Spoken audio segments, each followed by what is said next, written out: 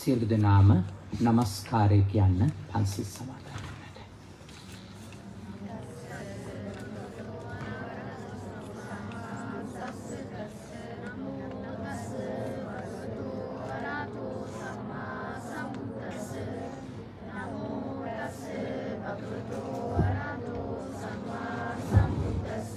බුද්ධං සරණං ගච්ඡාමි ධම්මං සරණං ගච්ඡාමි සංඝං සරණං ගච්ඡාමි ဒုတိယံ පි බුද්ධං සරණං ගච්ඡාමි ဒုတိယံ පි ධම්මං සරණං ගච්ඡාමි ဒုတိယံ පි සංඝං සරණං ගච්ඡාමි တတိယံ පි බුද්ධං සරණං ගච්ඡාමි တတိယံ පි ධම්මං සරණං ගච්ඡාමි တတိယံ පි සංඝං සරණං ගච්ඡාමි တိสรณගමනං සම්පුන්නං පානාති පාතා වේරමණී සික්ඛාපදං සමාදියාමි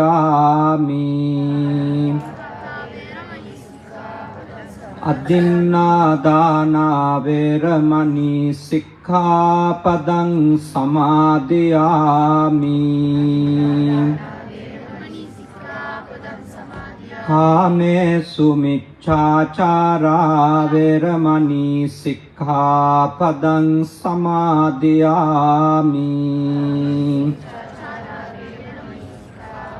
මුසාවාදා වේරමණී සික්ඛාපදං සමාදියාමි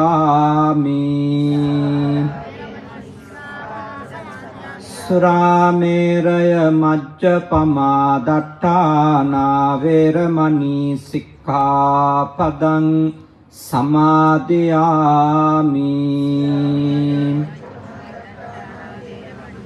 අප්පමාදේන සම්පාදේත ශ්‍රද්ධාකාමී පින්වත්නි ඔබ සියලු දෙනායි මහා ශ්‍රද්ධාවෙන් සූදානම් කරගන්නට යෙදුන මල් පහන් සුවඳ දුන් ගිලම්පස සම්බුද්ධ පූජාව තථාගත ලෞතර බුදුරජාණන් වහන්සේගේ උතුම් නව අරහාදී බුදු ගුණ උදෙසාම පූජා කරමු. පූජා වේවා කියන උදාර සිත ඇති කරගෙන සියලු දෙනාම මා සමගම එකට ගාථා සජ්ජායනා කරමින් බුද්ධ වන්දනාව සිත කරමු. සාදු සාදු සාදු නමෝ තස්ස භගවතෝ අරහතෝ සම්මා සම්බුද්දස්ස නමෝ තස්ස භගවතෝ අරහතෝ සම්මා සම්බුද්දස්ස නමෝ තස්ස භගවතෝ අරහතෝ සම්මා සම්බුද්දස්ස ඉතිපිසෝ භගවා අරහං සම්මා සම්බුද්ධෝ විච්ඡාචරණ සම්පන්නෝ සුගතෝ ලෝකවිදු අනුත්තරෝ පුරිස ධම්මසාරතේ සත්තා දේව මනුස්සානං බුද්ධෝ භගවාති බුද්ධං ජීවිත පරියන්තං සරණං ගච්ඡාමි ස්වාක්ඛාතෝ භගවතා ධම්මෝ සම්දිට්ඨිකෝ අකාලිකෝ ඒහි පස්සිකෝ පනයිකෝ පච්චත්තං වේදිතබ්බෝ විඤ්ඤෝහිති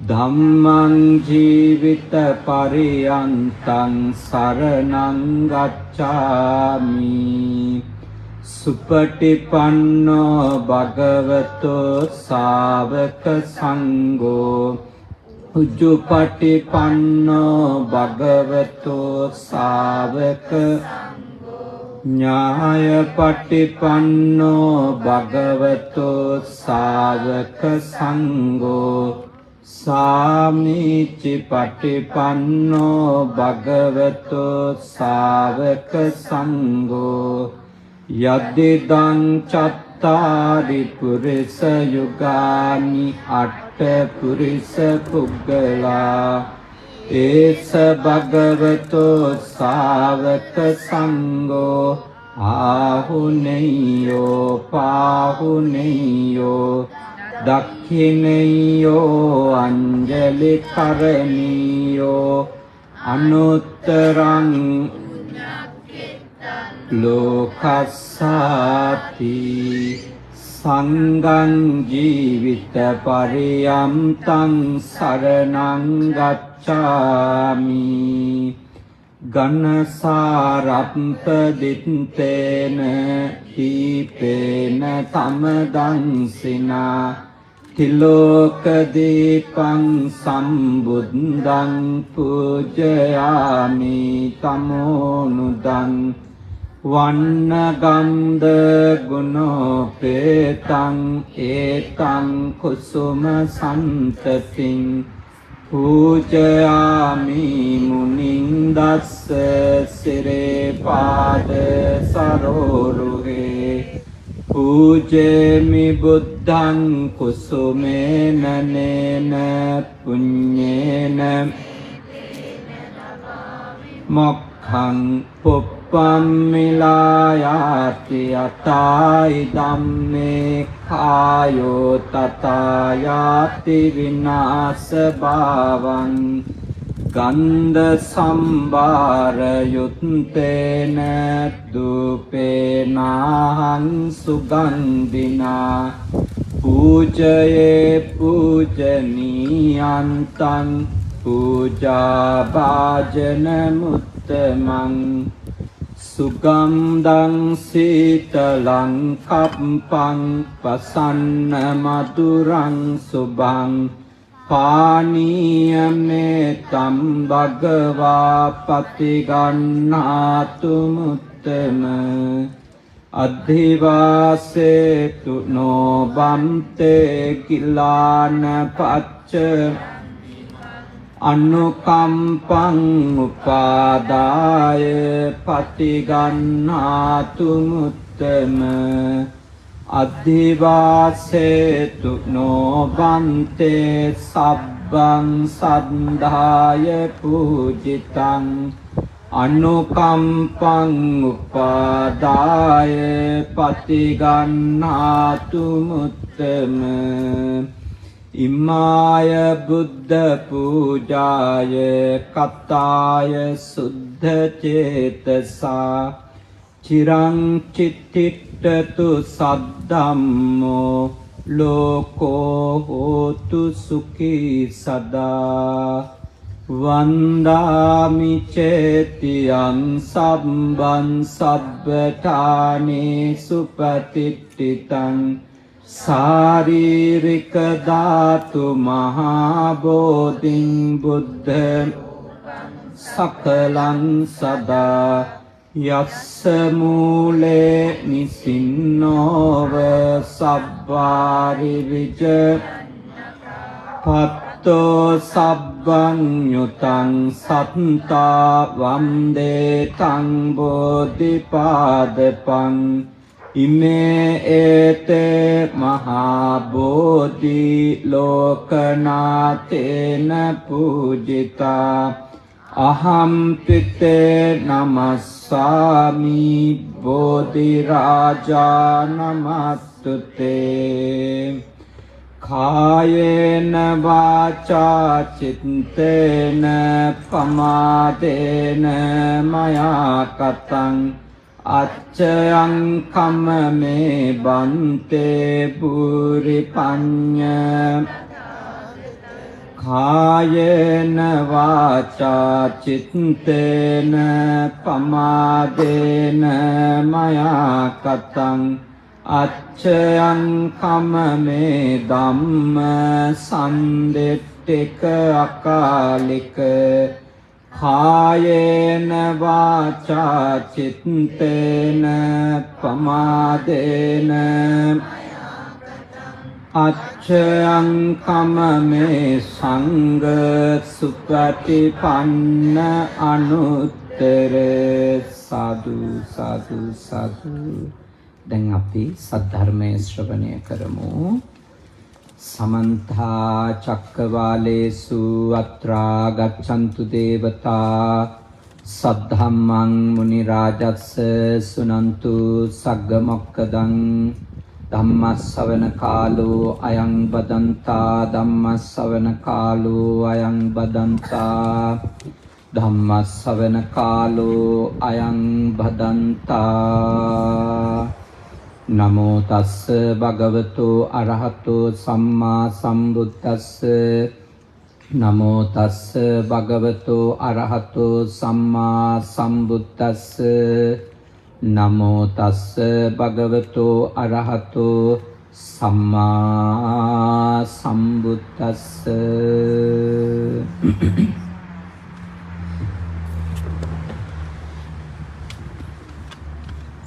පෙරගල කළු පහන වත්ත ඉසිපතනාරාම භාවනා මධ්‍යස්ථානයේ ඉතාලියේ කෝමෝ නගරයෙහි ඉසිපතනාරාම මේ උතුම් භාවනා මධ්‍යස්ථාන පිම්බිමේ ආධිපත්‍ය හොබවන අපේ කල්යාණ මිත්‍ර ශාස්ත්‍රපති වංගිය කුඹුරේ ඥාන විමල පණ්ඩිතාමුදුරුවන් වහන්සේගෙන් නමස්කාර පූර්වකව අපි අවසර ඉල්ලා සිටිනවා මේ සද්ධර්ම දේශනාව සිද්ධ කරන්න. කොමෝ නගරයේ වගේම මේ ආසන්න නගරවලින් පැමිණ සිටින කාරුණික පින්වතුනි, අපි තාම සතුටටපත් වෙනවා පළමු වතාවට ඉතාලියේ කොමෝ පළාතටනේ මේ නගරයට වැඩම කරලා සද්ධර්ම දේශනාවක් සිත කරන්න අපිට අවස්ථාවක් ලැබීම පිළිබඳව මා ඉතාලියට නම් අවස්ථා 5ක් විතර වැඩම කරලා තියෙනවා. නමුත් මේ පළාතට පැමුණුනේ ඒ වගේම සද්ධර්ම දේශනාවකට නාපෝලි ඇරුණුකොට මේසා විශාල පිරිසක් රැස්ව සිටින්නේත් අද කියලා කියන්නට පුළුවන් මගේ මතකයේ හැටියට. මේ පින්කම මං හිතන්නේ අපි කරනවද නැද්ද ආදී වශයෙන් හිතමින් පහුගිය බ්‍රහස්පතින්ද වෙනකම්ම බදාදා වෙනකම් වගේ නේ හිටියා. මොකද වීසා එක ලැබුණෙත් සඳුදා. ගිය 12 වෙනිදා තමයි වීසා එක ලැබුණේ. ඒත් කල්පනා කරමින් හිටියා වඩිනවද නැද්ද කියලා. මොකද හේතුව ඉතාලියට එන්න සාමාන්‍යයෙන් වෙන වියදමට වඩා 3 ගුණයක් විශාල මුදලක් ගුවන් ටිකට් පත සඳහාම වැය වෙනවා. ඒ නිසා අපි දායක පිරිසට මතක් කළා අපි මේක කල් දාමු. හැබැයි වීසා එක හම්බුනේ දවස් 12කට විතර. එහෙම වුණොත් අපරාධෙනේ කියලා වීසා එකත් කෙටි කාලීනයි මාස 3ක් හරි තිබුණා නම් අපිට කල් තියනවා පසුව හරියෙන්න. ඒ වුණත් කමක් නැහැ, සූදානම් කරගත්තු පින්කම කොහොම හරි කරමු කියලා අපේ සදහවත් යෝජිත සිල්වා මැතිතුමත් එම මැතිනිය වන රසිකා ලියනගේ මැතිනියත් කල්පනා කරා කොහොම හරි අපි සායනාංශ මේ පින්කම කරමු. අපි මේක ශ්‍රද්ධාවෙන් සූදානම් කරගත්තේ. ඒක ඒ ශ්‍රද්ධාවෙන්ම අපි සිත කරන්ට කැමතියි. ඒ නිසා ඔබ වහන්සේ වැඩම කරන්ට කියලා. ඉතින් මම සතුටු වෙනවා ඒ අත්ංගේ ඒ සිතුවිල්ල අපේ පඬිත හාමුදුරුවෝ වගේම මේ සේනාසනයට සම්බන්ධ දායකයෝ ගොඩාක් ලොකු කැපවීමක් කරලා තියෙනවා. මේ දින දෙක තුනේම ලස්සනට පින්කම සූදානම් කරා.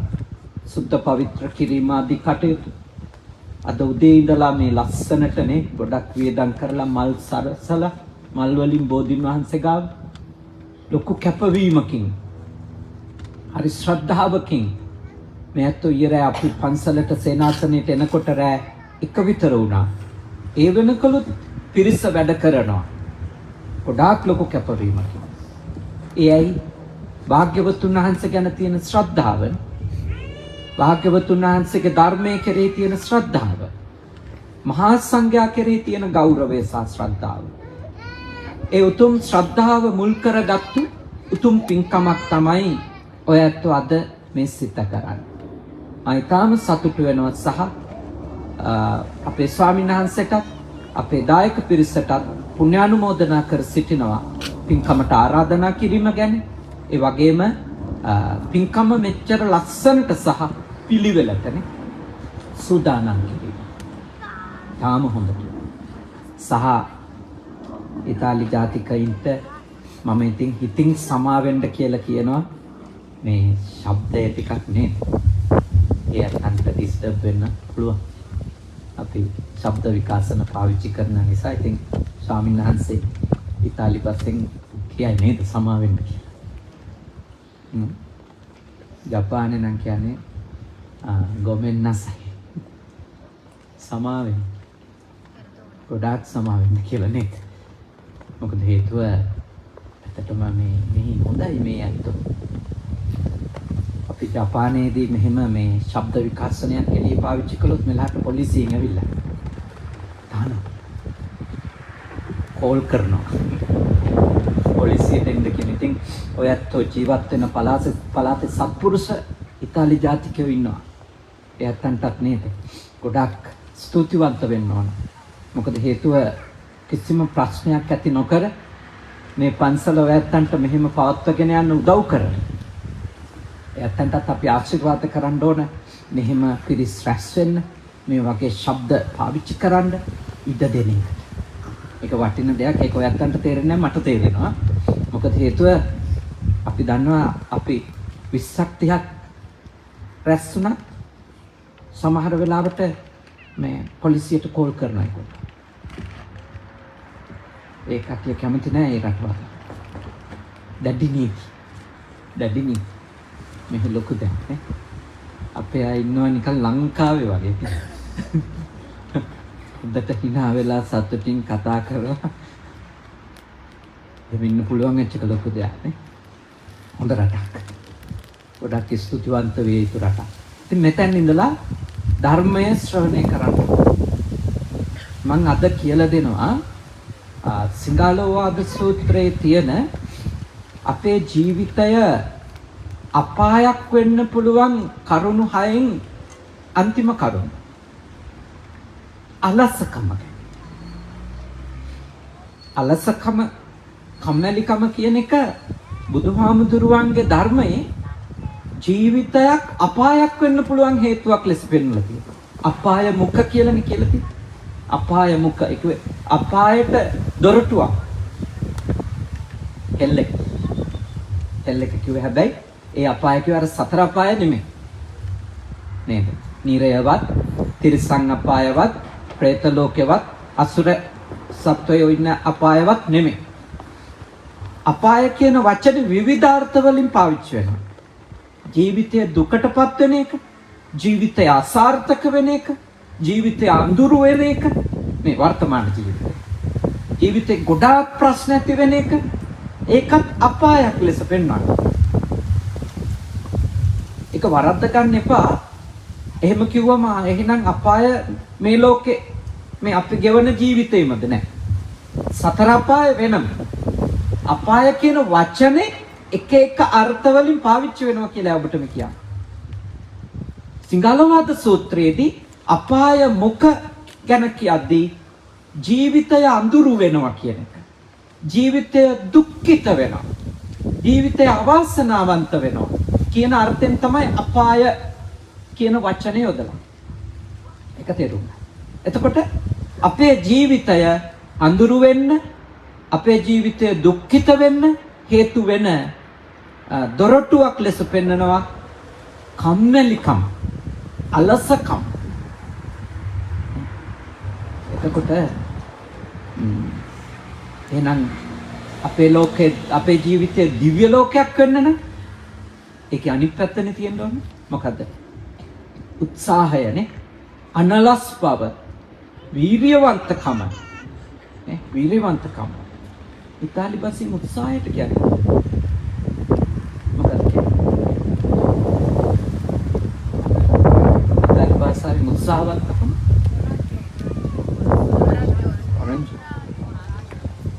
මට තේරෙන්නේ නැහැ ඒක උච්චාරණය කරන්න නේ. ජපානය කියන රටේ නම් නිතර කියන වචනයක් තියෙනවා. ගම්බත්තේ. කොයි දෙයක් කරන්න කියත් ඒගොල්ලෝ කියන්නේ ගම්බත්තේ කුදසයි.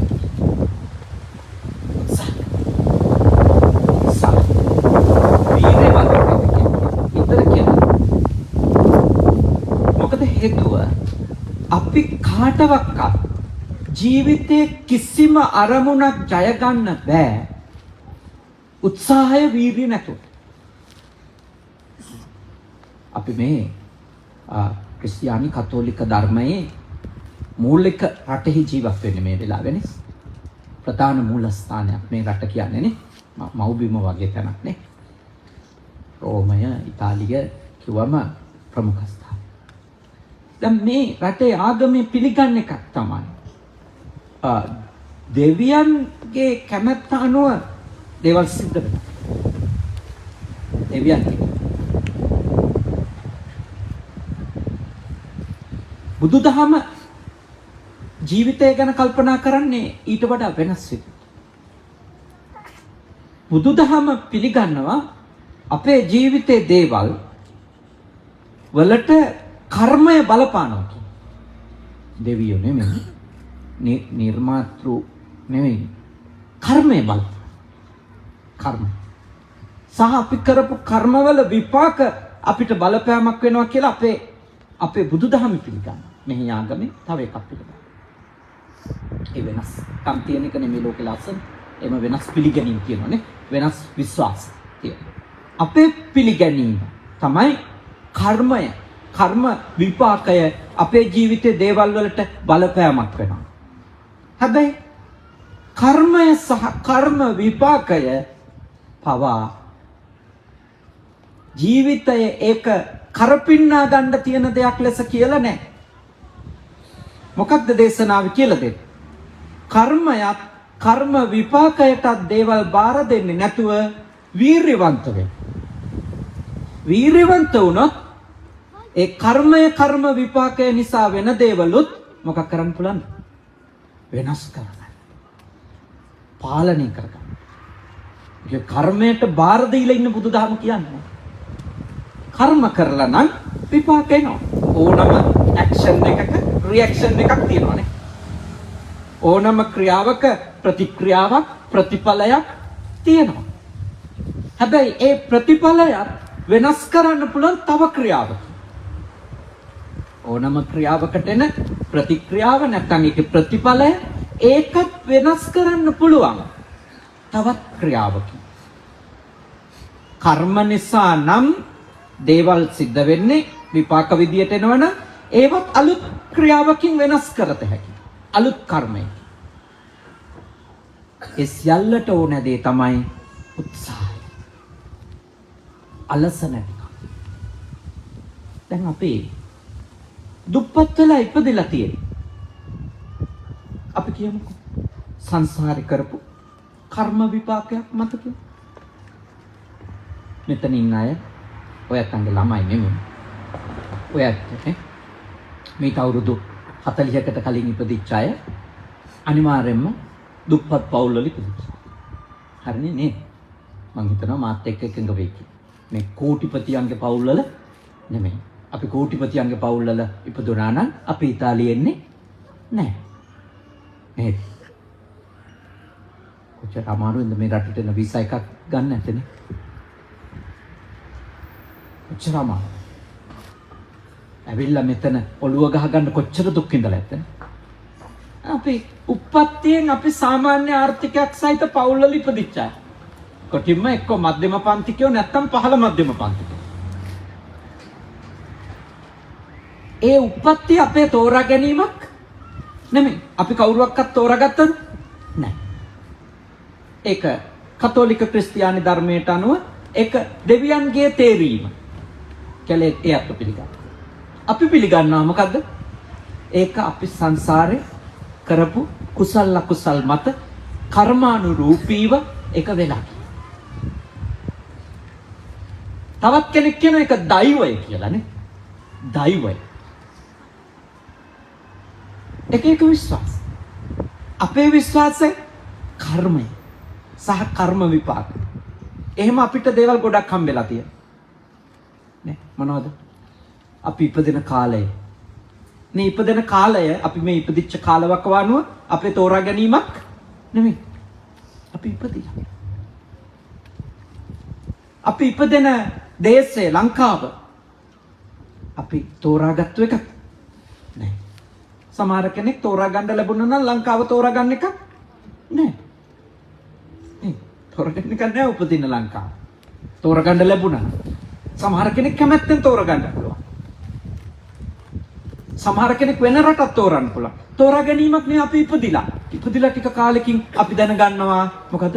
අපි ඉපදිලා ඉන්නේ ශ්‍රී ලංකාව කියලා රටකනේ. අපි ශ්‍රී ලාංකිකයෝ. එහෙම ඒක අපි පස්සේ දැනගන්න.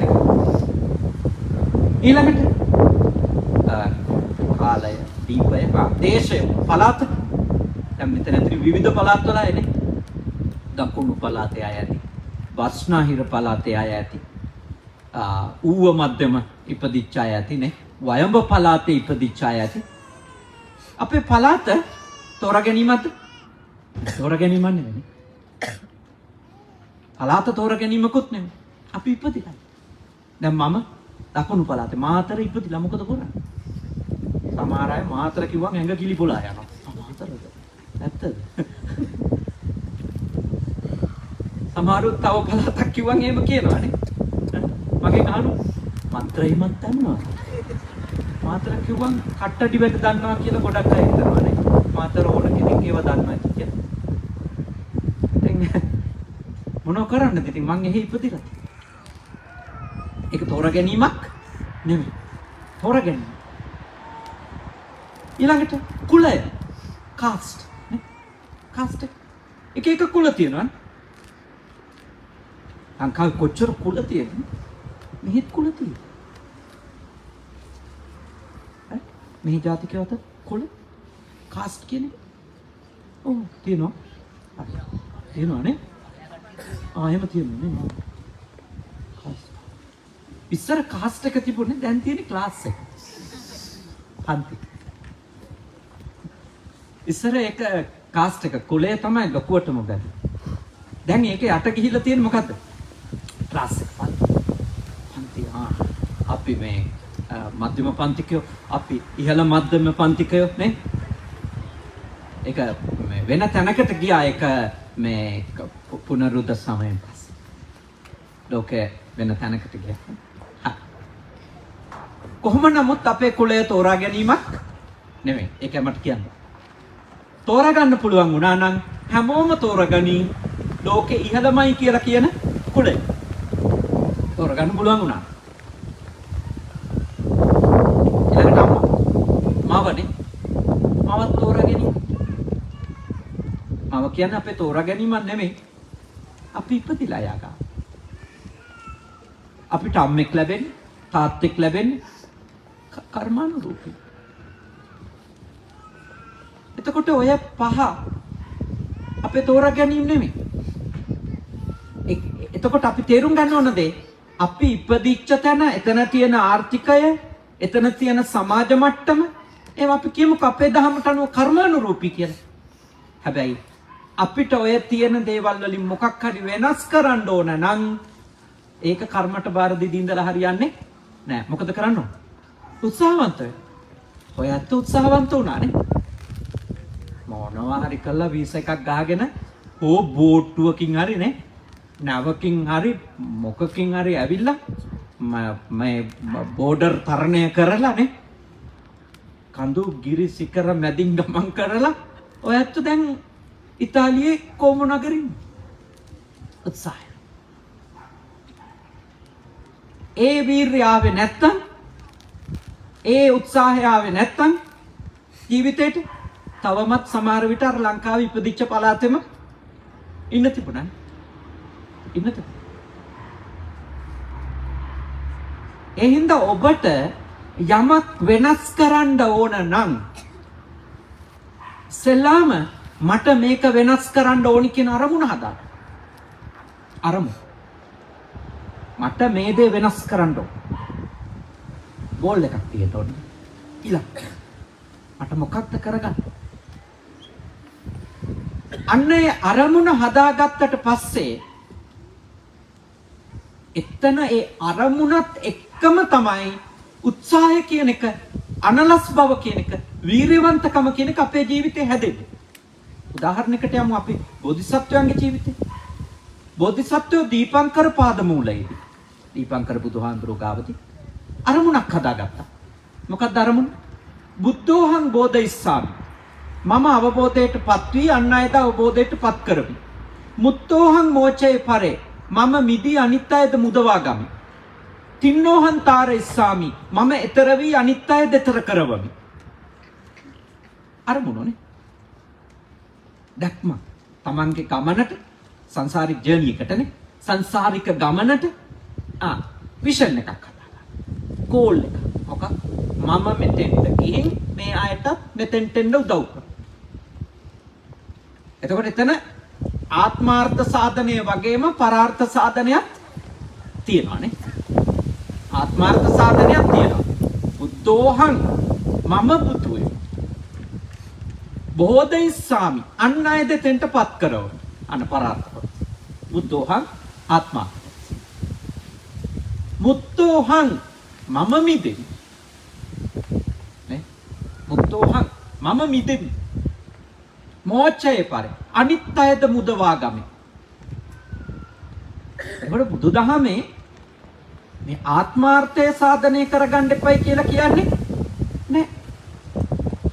ඒක කියන්නේ ආත්මාර්ථය සාධනය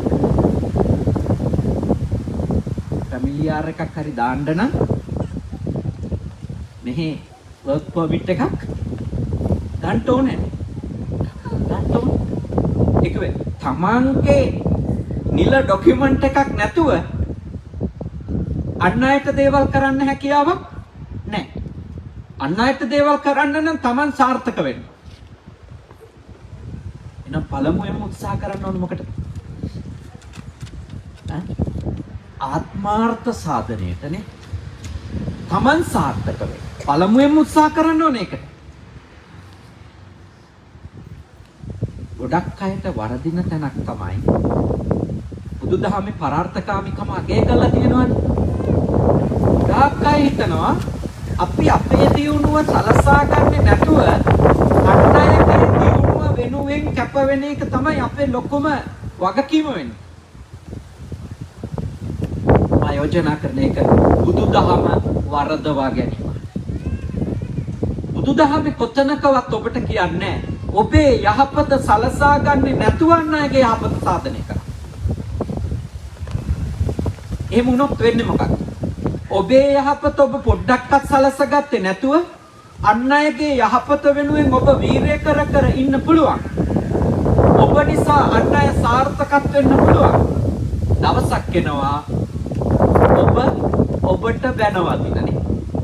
එයි ඔබේ ශක්තියෙන් අනිත් අය ඔබව ඉක්මවා යනවද නැත්? ඉක්මවා යනවා. එදාට සතුටද අසතුට? අසතුටනේ. ඊට පස්සේ තමයි කියන්නේ දැන් මුන්ට මුල්ල මතක නැහැ. වැඩක් නැහැ. ඒක කියලා වැඩක් නැහැ. කොහොමද දෙක තලයකට ගියාට පස්සේ අපිට කවුරුක්වත් හරි තියාගන්න පුළුවන්. තියාගන්න බෑනේ.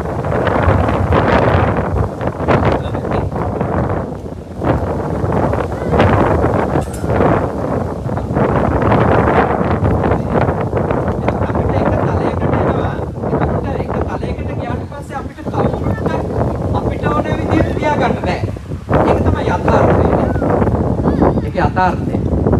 අපිට ඕන විදිහට කවුරුක්වත් තියාගන්න බැරි. ඒ නිසා මතක තියාගන්න අපි යමෙකුට උදව් කරනවා නම් උපකාර කරනවා නම් අපි හිත හදාගෙනම ඒ උදව් ඒ උපකාර කරන්න ඕන. එක තැනකදී අපිට ඒගොල්ලෝ පාලනය කිරීමේ බලය මොකක් වෙනවද? නැති වෙනවා. කාට උපකාර කරද්දි? දරුවන්ට උදව් කරද්දි.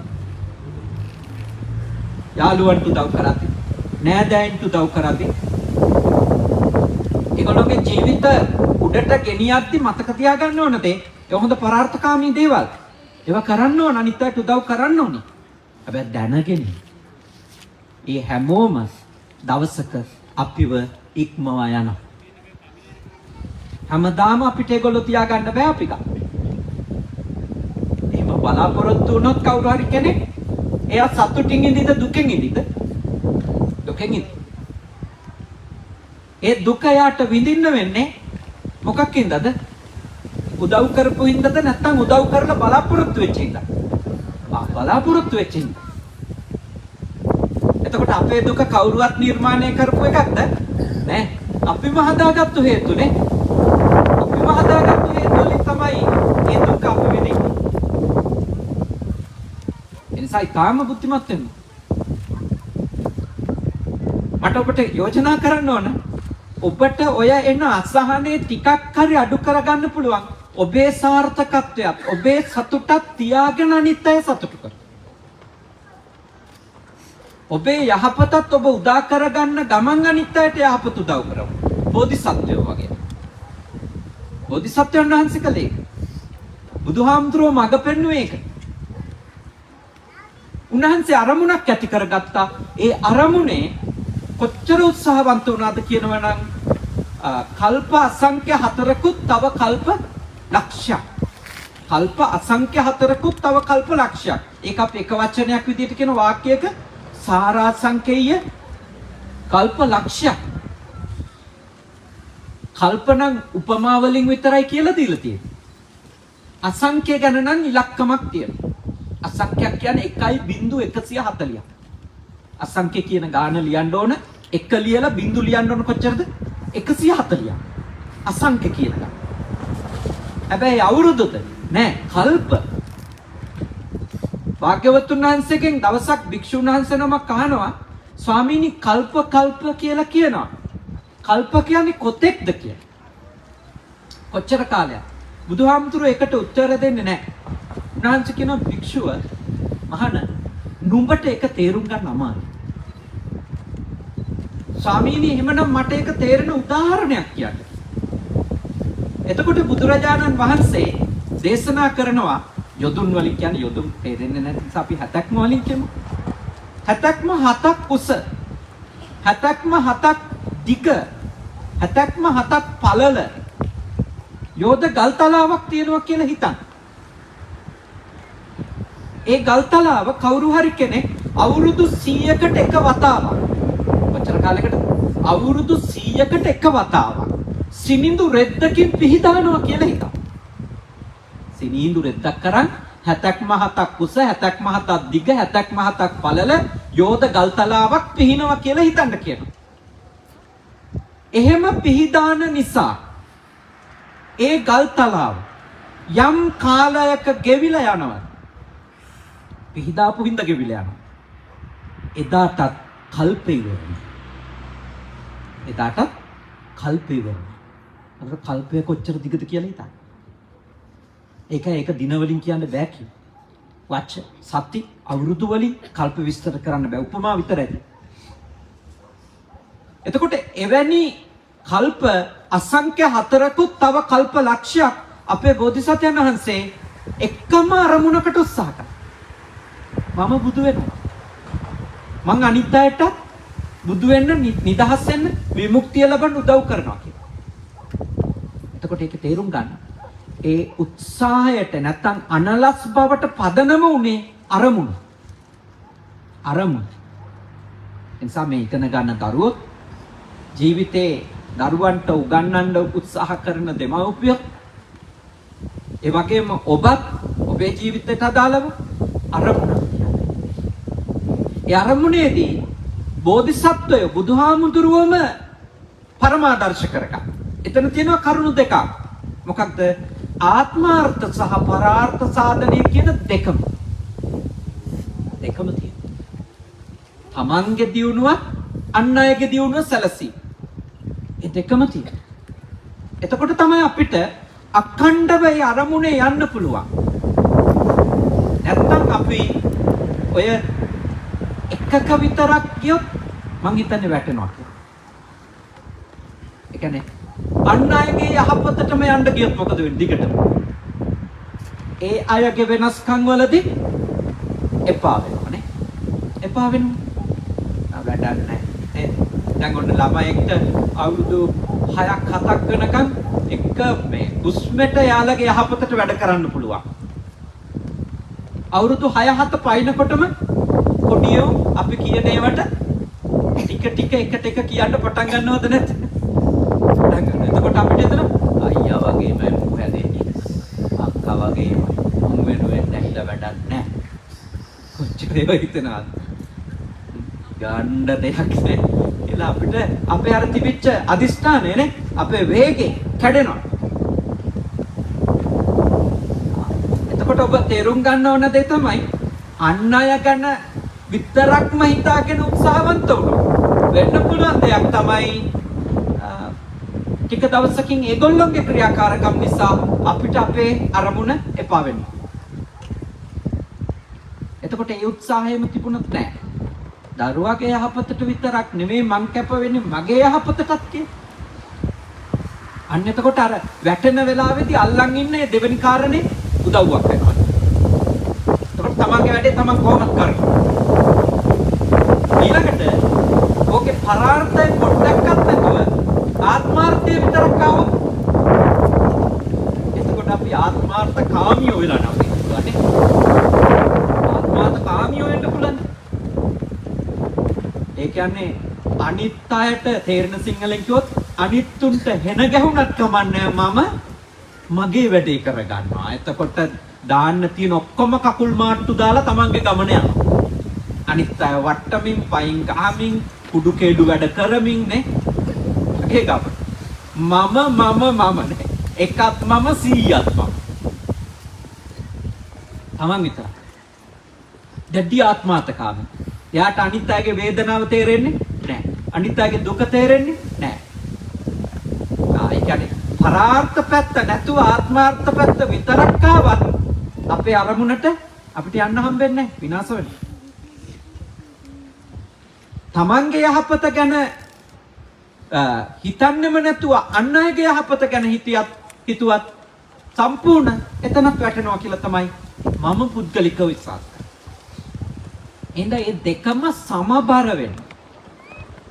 ආත්මාර්ථයත් පරාර්ථයත් දෙකම සමබරව පවත්ව ගන්න.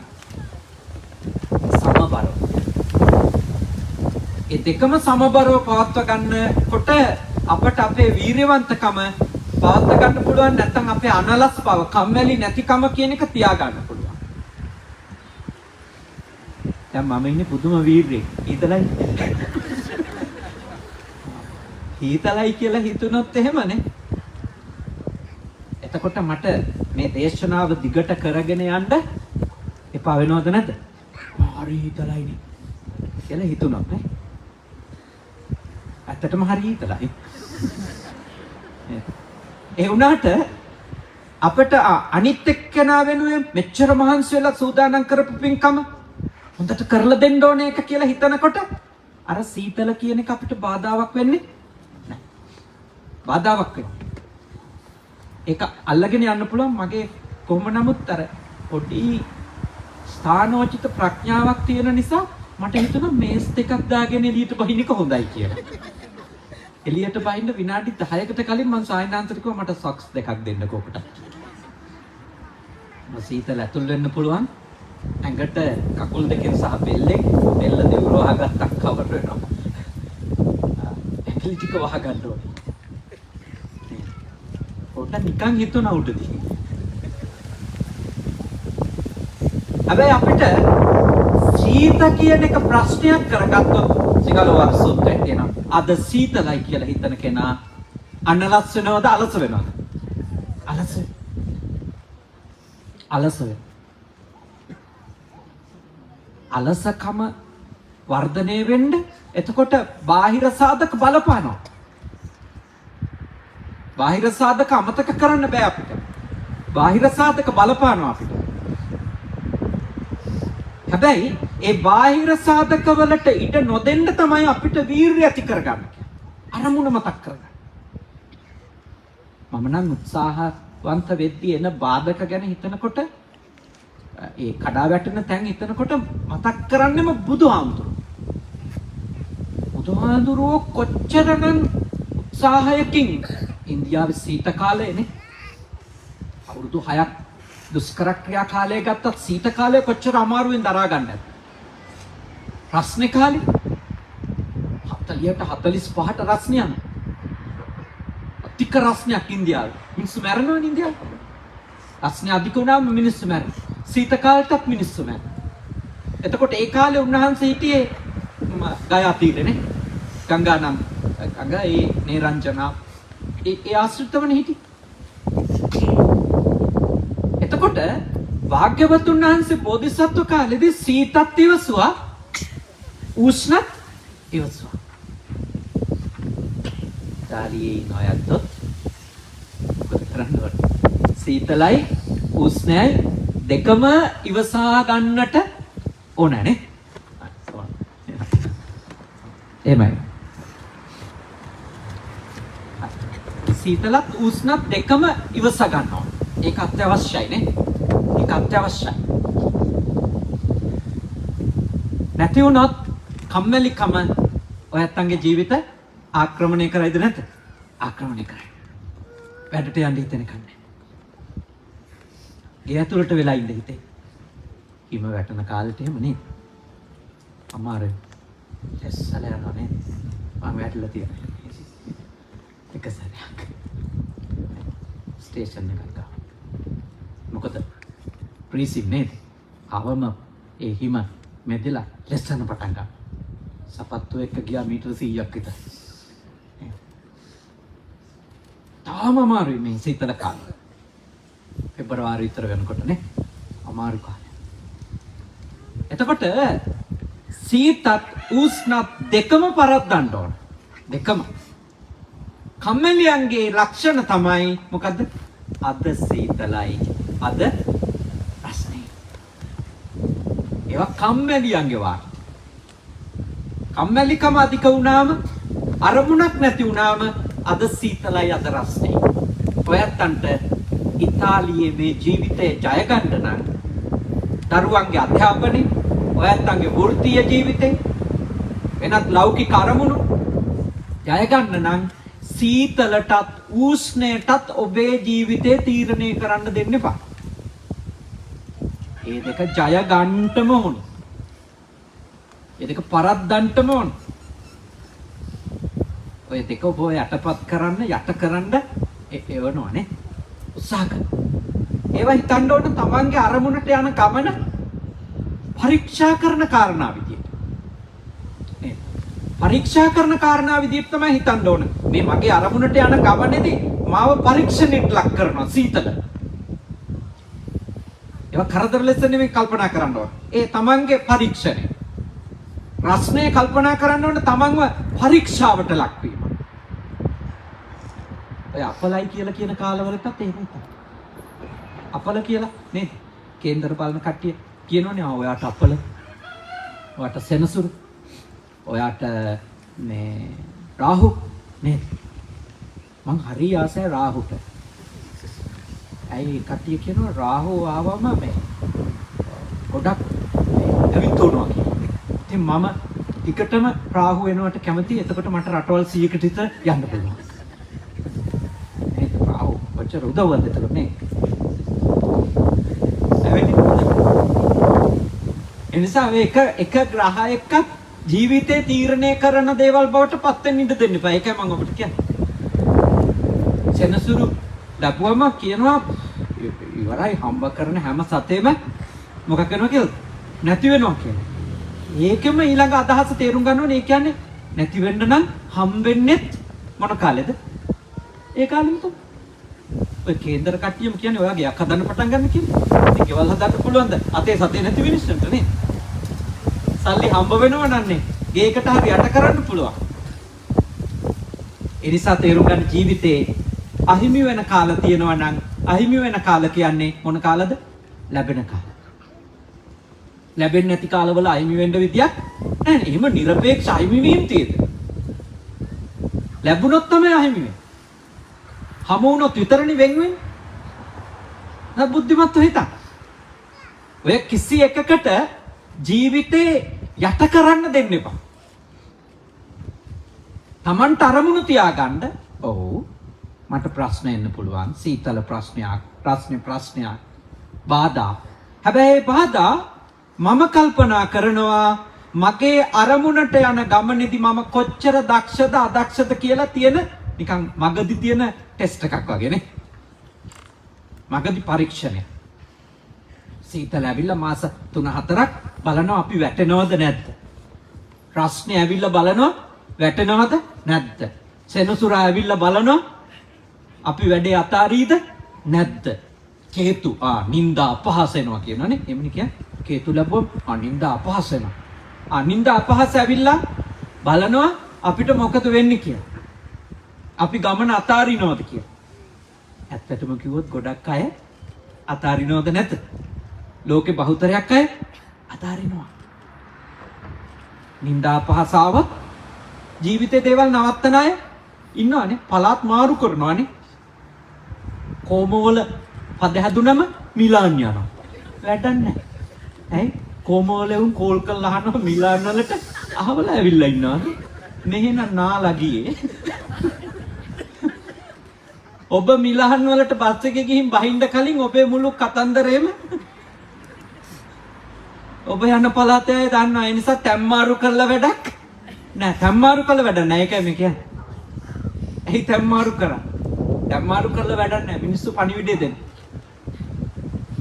දවසක් කොහම නින්දා අපහාසාව බුදුහාමුදුරුවෝ ජීවත් වෙන කාලේ ඔය අර මේ ගණිකාවක් මරලා මේ මල්ලාසනේ පිටිපස්සේ හංගලා තිබුණානේ. ඉතින් බුදුහාමුදුරන්ටයි ශ්‍රාවකයන්ටයි ආරේ බහින්න බැරි තත්ත්වයක් ඇවිල්ලා. දානේ හම්බෙන්නේ නැහැ. මිනිස්සු පයින්නවා.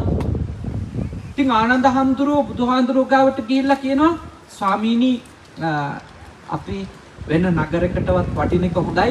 මේ නගරේ දැන් ඉන්නම බෑ. බුදුහාමුදුරුවෝ අපි වඩිමු කියලා සූදානම් වෙන ගමන් අහනවා ආනන්ද හාමුදුරුවන්ගෙන් ආනන්ද ඒ නගරෙදිත් මෙහෙම එකක් වුණොත් අපිට මොකද වෙන්නේ? එතකොට ඔන්න ආනන්ද හාමුදුරුවන්ට තේරෙනවා බුදුහාමුදුරුවෝ මොකද්ද දේශනා කරන්න කියලා. එතකොට කියනවා ස්වාමීනි එහෙනම් අපි මෙහෙම ඉමු කියලා. මතක තියාගන්න. තැන් මාරු කිරීම ප්‍රශ්නෙට උත්තරයක් නෙවෙයි. ප්‍රශ්නේ හේතු තියෙනකන් ඵලය තියෙනවා. එහෙනම් හේතු වෙනස් කරගන්න ඕනේ. තැනකින් තැනකට පලා ගියා කියලා සමහර ප්‍රශ්න විසඳෙන්නේ නැහැ. අපි කරන්න ඕන ඒ හැම එකක්ම අපේ ජීවිතය පරීක්ෂාවට භාජනය කරනනේ. පරීක්ෂාවට ලක් කරන කරුණක් ලෙස අවස්ථාවක් ලෙස ගන්න ඕන. ජීවිතේ එවැනි ප්‍රශ්න එන එක හොඳයි කියලා හිතන්න ඕන. මොකද හේතුව හැම දෙයකම හොඳ දෙයක් තියෙනවා. අර මේ රජතුමෙකුයි මේ පුරෝහිතයෙකුයි දෙන්නත් අඩේම කියලා. එදා ගියපු දවසේ මේ හම්බෙලා නැහැ එක මේ රඩයමක්වත් නේ. විද්දට මුවෙක් එහෙම දැකලා විදලා තියෙනවා වැදිලත් නැහැ. හරි නරක අවාසනාවන්ත දවසක් කියලා තමයි හිතලා. ඔව් මේ අති කොමාරි රජුරුවන්ගේ මේ ඇඟිල්ලක් කැපෙනවා. ඇඟිල්ල කැපුණාට පස්සේදී මේ පුරෝහිතයාට කියනවා අද නම් වැඩක්ම නැහැ. අද මගේ ඇඟිල්ලත් කැපුණා. එතකොට මේ පුරෝහිතයා කියනවා මේ රජතුමනි ඒක හිතන්න එපා. ඔක හොඳට උනා කියලා. ඇඟිල්ල නැති වෙච්ච රජුරුවන්ට පුරෝහිතයාගේ බෙල්ල කපන්න හිතෙන්නේ. ඇඟිල්ල නැතුව කැල්ලක් ගිහිල්ලා තියෙද්දි මේ මිනිහා කියනවා මොකක් කියනද? මේ ඕකත් හොඳට උනා කියලා හිතන්න. ඔක්කොම හොඳටයි කියලා හිතන්න. ඔකේ අතරතුරේ නිදානයක් ගන්න යන කට්ටියක් හම්බ වෙනවා. ඒගොල්ලෝ නිදානේ ගන්න මිනිස් බිල්ලක් දෙන්නත් ඕන. රජුරවන්ට අර ගියපු කේන්තියට රජුරව මොකද කරන්නේ? අර පුරෝහිතයව කලින්ම යන්න කලින්ම මේ වලක් කපලා වල දානවා. තරහ ගිහිල්ලා. ගල්ගල් තනියෙන් යනකොට නිදානේ ගන්න යන මිනිස්සුන්ට රජුරව වුණා. අන්තිමට හොඳයි නිදානේ ගන්න කලින් නර බිල්ලක් දෙන්න පුළුවන් කියලා දැන් රජුරව අල්ලගෙන මල් මාලයක් එහෙම දාලා බෙර ගහ ගහ අරන් යනවා නිදානේ ගාවට. යනකොට නිදානේ බිලි දෙන්න කලින් අංග සම්පූර්ණ මිනිහෙක් තමයි බිලි දෙන්න. අන්න එතකොට බලනකොට රජුරුවන්ගේ ඇඟිල්ලක් නැහැ. මෙයා හරියන්නේ නැහැ කියලා අතහැරලා දානවා. ඔන්න රජුරුවන්ට හිතෙනවා අයියෝ පුරෝහිතයා කියපු එක හරියට හරි ඇඟිල්ල කැපුණේ හොඳට තමයි නැත්තම් අද ඉවරයි කියලා. එමෙ හිතලා යනවා ගිහිල්ලා දඩි පිටි ගාලා ගිහිල්ලා පුරෝහිතයව ගොඩ ගන්නවා. සමා වෙන පුරෝහිත මේ නුඹ කියපු එක හරි. මම අද බේරුනේ මේ ඇඟිල්ල කැපිච්ච නිසා. හැබැයි ඉතින් මට දුකයි. ඔබ වල දාපු එක පණ පිටින්. පුරෝහිත කියනවා ඒකත් හොඳට තමයි කියලා. ඇයි? නිකන් හරි මිනිහා ගොඩ හිටියා. යා කියනවා මම ගොඩ හිටියා නම් මම තමයි බිල්ලට යන්නේ නැත්තම්. මම වෙලාවට වලේ හිටියේ කියලා.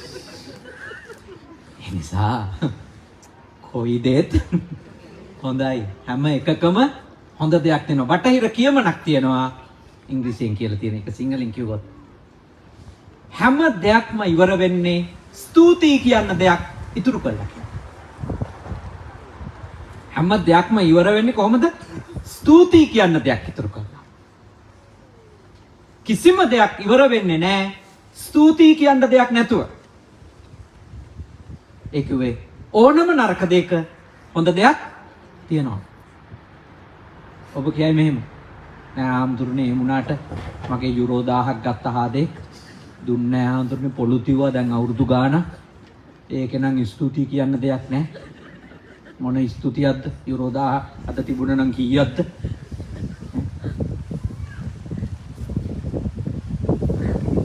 මම ඔබට කියනවා ඒකෙත් තියෙන ස්තුතියි කියන්න දෙයක්.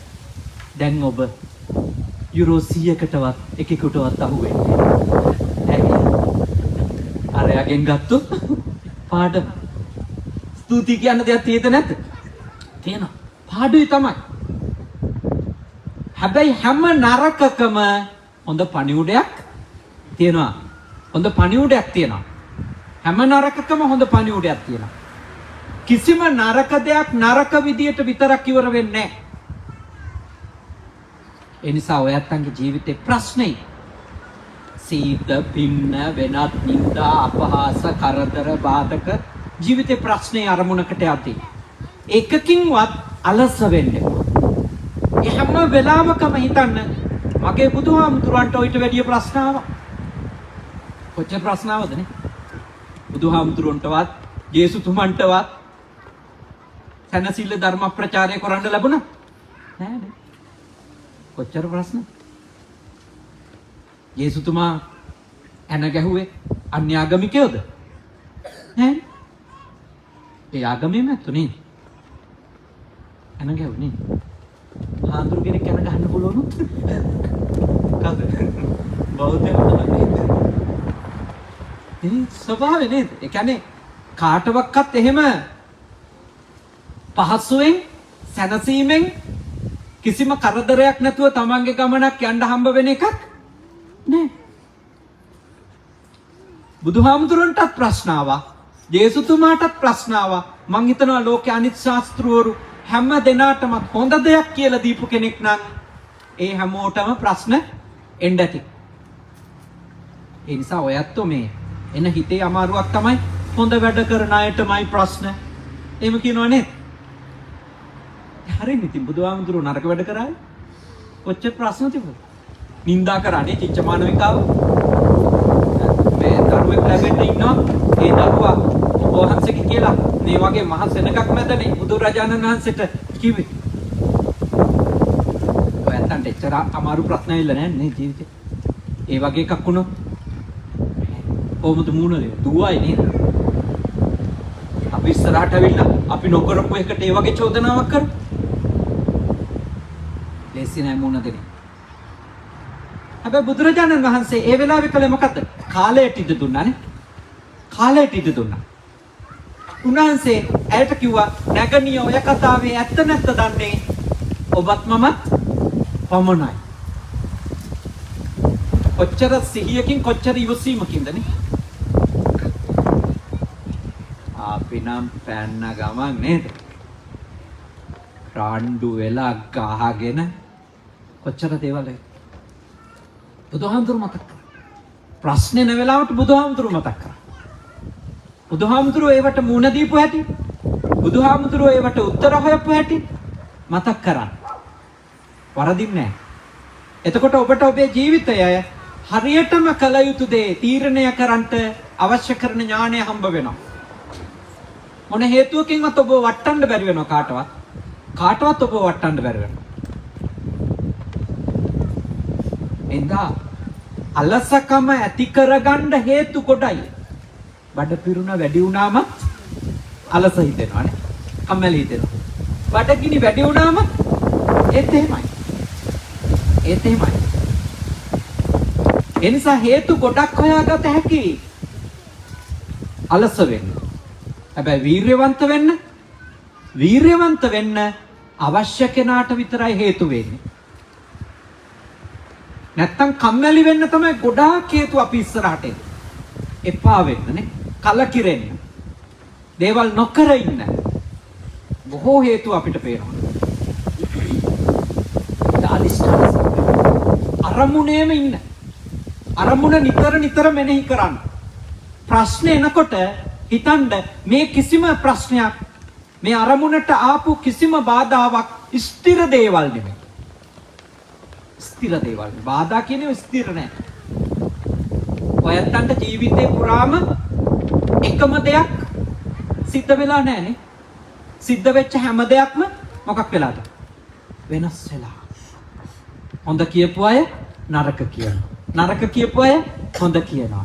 ලැබිච්ච ඒවා අහිමි වෙනවා. අහිමි වෙච්ච ඒවා ලැබෙනවා නේ. කීර්තිය අපකීර්තිය වෙනවා. අපකීර්තිය කීර්තිය වෙනවා නේ. හැම දෙයක්ම වෙනස් වෙලා. එතකොට කරදර ආවම කරදරත් වෙනස් වෙනවා. හැබැයි ඉතින් කරදරේ මුල් කාලෙදි හිතෙන්නේ ආයේ මේක නම් වෙනස් වෙන එකක් නෑ කියලා.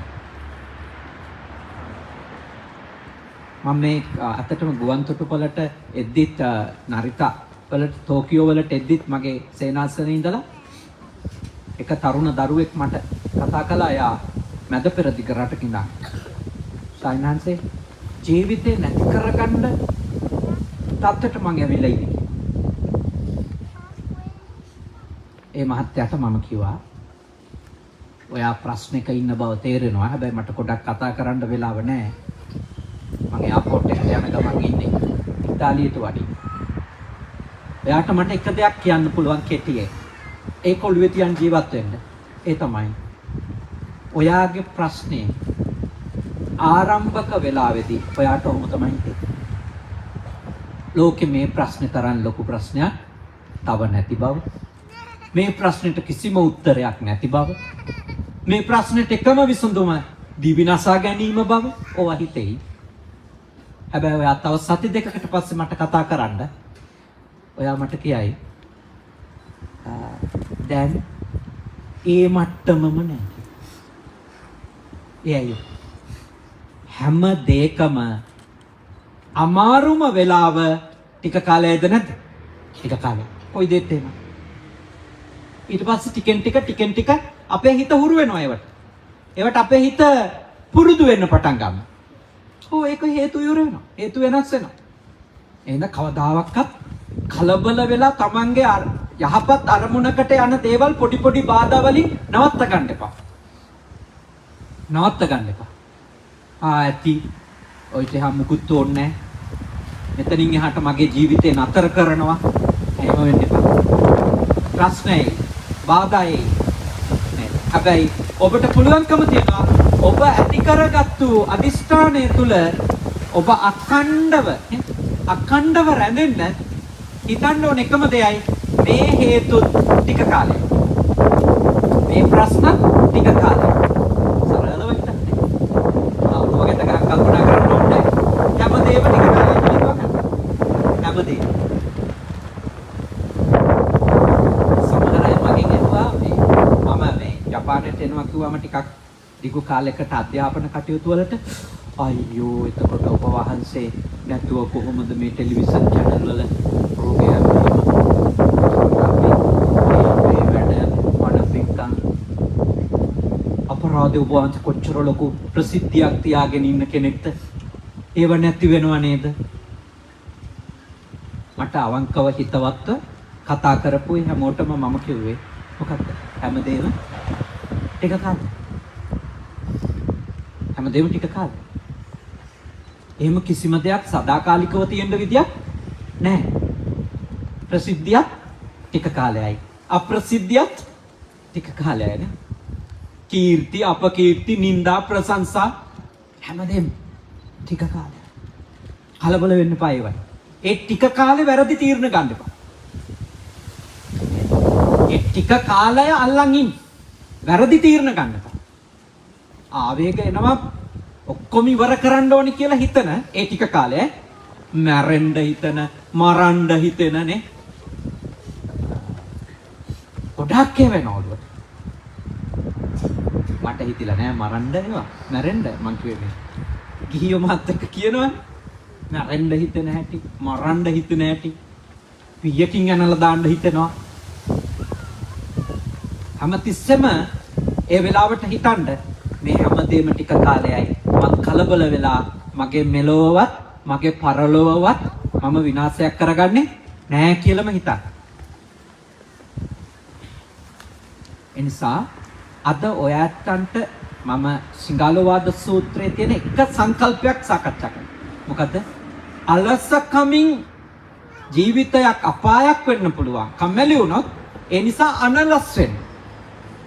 ඒකට තියෙන බාධා කතා කරා අනලස් වෙන්න නම් උදව් කරගත හැකි දේවල් කතා කරා නොහිතන්න ඕන විදිය කතා කරා හිතන්න ඕන විදිය කතා කරා ගොඩාක් දේවල් සාකච්ඡා කරා.